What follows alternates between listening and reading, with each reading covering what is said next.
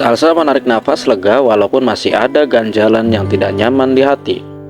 Lelaki yang ia benci selama ini ternyata tidak menaruh dendam sedikit pun. "Kok kalian kompak sekali datang malam-malam kemari?" tanya Salsa kepada Riri sekedar mengalihkan pembicaraan dan perasaannya dari Lanang. "Waktu lu hubungin HP gua, kita ini lagi pengajian, jadi langsung aja kemari sama-sama," sahut Riri. "Oh, jadi gua mengganggu pengajian kalian dong?" "Enggak, Salsa. Waktu lu telepon Riri, pengajian kita sudah selesai," sambung Indri. Terdengar suara azan subuh menggema dari luar rumah sakit. "Nah, sudah azan tuh. Yuk kita sholat," ajak Lanang. Riri dan Indri terlihat agak tidak enak hati juga ketika melihat Salsa tertunduk, karena memang Salsa tidak pernah menjalankan sholat. Apalagi mereka tahu kalau Salsa tidak suka mereka memakai jilbab.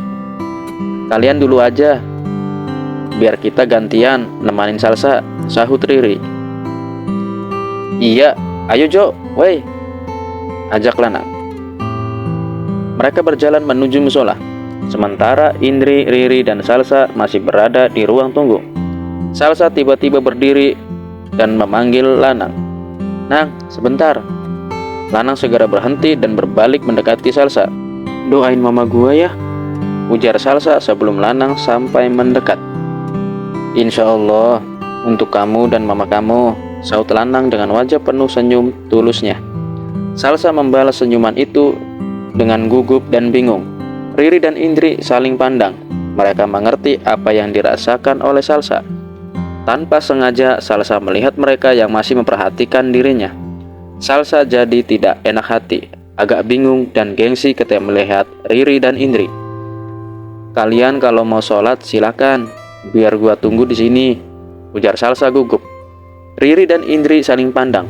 Walaupun mereka tahu Salsa tidak pernah sholat, tapi ada suatu penghargaan dalam diri mereka, yaitu mereka tidak ingin memaksa Salsa untuk melaksanakan sholat. Bukankah Islam harus keluar dari hati nuraninya sendiri? Karena sholat bukanlah kewajiban tetapi suatu kebutuhan kepada Tuhan. Itulah yang sering diucapkan Lanang kepada mereka.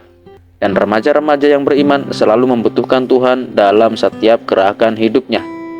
"Nggak apa-apa kok Salsa, pasti nanti kita sholat," sahut Riri. Salsa menatap wajah kedua temannya itu silih berganti.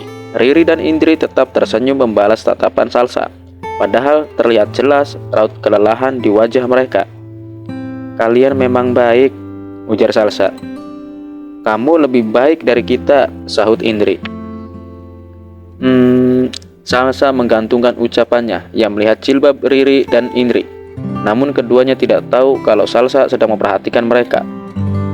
"Kok nggak jadi ngomong, Cak?" tanya Riri. "Oh, nggak apa-apa," Salsa gugup. Dari arah lain, Lanang, Bejo, dan Awe datang. Mereka duduk di kursi panjang. Riri dan Indri segera bangkit. "Salsa, kita tinggal sebentar ya," ujar Indri. Salsa hanya mengangguk. Setelah Riri dan Indri pergi ke musola, suasana di ruang tunggu agak hening. Salsa bingung mau bicara apa. Bejo hanya curi-curi pandang menatap wajah cantik Salsa. Sementara Awe malah menempelkan kepalanya ke tembok sambil meremelek kena hembusan angin subuh. Lanang tetap sadar sambil terus berzikir. Sebenarnya ia merasakan suasana yang kurang nyaman itu. Tiba-tiba Salsa ingin mengutarakan sesuatu, namun ucapannya itu keluar bersamaan dengan Lanang. Kamu?" ujar Salsa dan Lanang bersamaan. Keduanya langsung diam. Berbarengan pula, Bejo dan Awe langsung menatap mereka berdua. "Wah, belajar paduan suara di mana kalian?" sindir Bejo. "Ini namanya satu hati satu kata." Kamu?" ledek Awe diikuti tawa lepas Bejo. Lanang dan Salsa saling pandang. Keduanya hanya tersenyum diledekin seperti itu. "Biar gua yang jadi moderatornya." "Oke, lu dulu Nang yang ngomong," ujar Bejo. "Enggak," teriak Awe. "Di mana-mana selalu lady first. Nah, lu dulu Salsa." "Oke, lady first. Ayo Salsa ngomong dong," sahut Bejo setuju. Salsa yang didaulat suruh ngomong duluan hanya tersenyum menggeleng kepala. "Wah, Kok enggak jadi? Kalau gitu, lu Nang, silahkan, ujar Bejo. Lanang tersenyum melihat tingkah kedua temannya itu. Ya, sebenarnya saya mau tanya, kamu nggak lapar? Tat, teriak Bejo. Kalau itu pertanyaannya, biar gua yang jawab. Lapar banget, Nang. Sama, gua juga lapar banget nih, sambung Awe. Salsa malah tertawa melihat Awe dan Bejo bersamaan memegang masing-masing perutnya. Kalau gitu, kalian beli makan aja duluan, ujar Lanang. Bejo dan Awe langsung diam. Mereka merogoh kantong masing-masing, namun yang mereka keluarkan malah kertas-kertas catatan. Keduanya serempak mengangkat bahu alias tidak punya uang sedikit pun. Salsa tertawa merasa ada hiburan. Lanang mau mengeluarkan dompetnya dari kantong celana belakang, namun Salsa lebih dulu mengeluarkan uang 50 ribuan. Salsa menyerahkan kepada mereka. Bejo langsung menyambar. Beli bubur ayam aja ya, kata Awe sambil merangkul Bejo. Nasi uduk juga boleh kan, sahut Lanang. Oke, ujar mereka serempak. Suasana menjadi berubah kurang nyaman bagi Salsa karena Bejo dan Awe pergi keluar mencari sarapan pagi. Ia bingung harus berbuat apa di hadapan Lanang. Sementara Lanang menyandarkan kepalanya di tembok sambil terus berzikir. Tiba-tiba pintu ruangan terbuka. Suster menyuruh Salsa masuk. Lanang tetap diam di tempat, tidak bergerak sedikit pun. Sebelum masuk, Salsa menatap Lanang. Nang, temenan gua masuk, ujar Salsa. Lanang langsung bangun dan mendekati Salsa. Keduanya masuk dan melihat mamanya Salsa yang masih terbaring di ranjang. Mama, lirih Salsa. Jangan diajak bicara dulu, kondisinya masih lemah, ujar suster yang menunggunya. Tapi nggak apa-apa kan sus? Nggak, tinggal istirahatnya aja. Setelah melihat kondisi mamanya, Salsa merasa lega. Ia duduk dekat ranjang. Lanang berdiri di sampingnya. Nang, malam itu gua bener-bener khilaf, ujar Salsa. Lanang hanya mendengarkan dengan santai. Sejak Riri dan Indri pakai jilbab, gue seperti nggak punya teman. Ya, gue bingung mau berkawan dengan siapa. Riri dan Indri adalah sahabat gue yang paling gue sayang. Tanpa mereka, hidup gue seakan hampa. Lanang menghembuskan nafas secara perlahan. Sejujurnya, ia tidak ingin mendengar pengakuan Salsa karena semua perbuatannya sudah dilupakan Lanang. Nang, sejak papa kawin lagi, mama mengurus bisnis sendirian. Mama sibuk dengan segala urusan bisnisnya sehingga mama jarang di rumah. Karena itulah gua butuh teman yang bisa ngertiin kondisi gua. Baru Riri dan Indri yang benar-benar sudah memahami gua apa adanya. Gua selalu senang kalau bersama mereka. Tapi ketika lu jadian sama Indri, semuanya berubah total.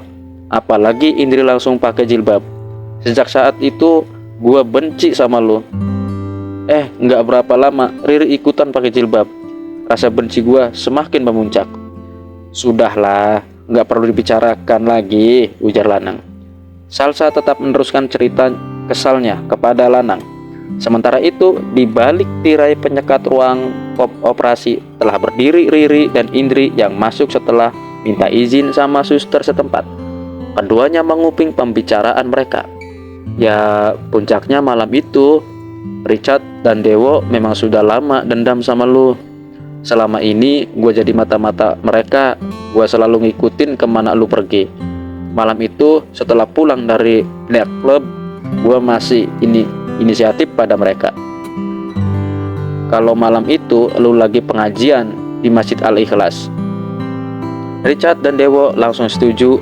Mereka ngajak dua temannya itu untuk nyulik lu. Di tanah kosong itu gue juga khilaf. Gue terpengaruh dengan mereka karena rasa benci sama lu membuat gue nekat mukulin dan nginjak lu. Liris Salsa sambil menitikkan air mata penyesalan. Riri dan Indri sempat melongo terkejut mendengar pengakuan Salsa. Mereka menutup mulut agar tidak keluar suara sedikit pun. Ya sudah, sebenarnya saya sudah melupakan peristiwa malam itu. Saya percaya semua yang saya alami pasti dari Allah Subhanahu wa Ta'ala. Jadi buat apa saya sesali atau dendam sama kamu dan yang lainnya, ujar Lanang. Sebenarnya niat mereka. Salsa berhenti sejenak. Ia menatap wajah Lanang yang masih berdiri di samping ranjang mamanya. mau membunuh kamu.